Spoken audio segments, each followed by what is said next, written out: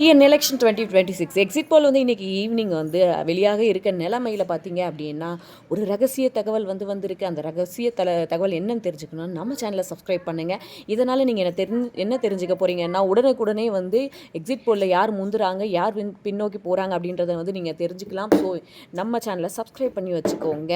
இதில் பார்த்தீங்க அப்படின்னா அந்த ரகசிய தகவல் என்ன அப்படின்னா, ஒரு பக்கம் வந்து இந்த ஐபிஎஸ் ஐஏஎஸ் அதிகாரிகள்லாம் வந்து தலைமைச் செயலகத்தில் இருக்கவங்க இபிஎஸ்ஸை வந்து 2 days பேக் வந்து சந்திச்சாங்க அப்படின்ற நியூஸ் வந்து பரவலாக வந்து பேசப்பட்டது சோஷியல் மீடியாக்களில்.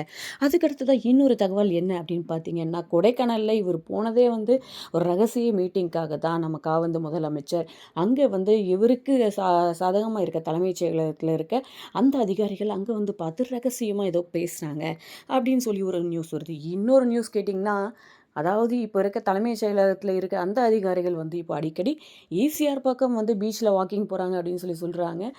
இந்த வாக்கிங் 5 மணிக்குள்ளே முடியறதாகவும், அதுக்கு மேலே வந்து அங்கே இருக்க ஒரு ஹோட்டலில் வந்து இவங்க விஜய் கட்சிக்காரர்கள் கூட பேச்சுவார்த்தை நடத்துகிறதாகவும் வந்து சொல்கிறாங்க.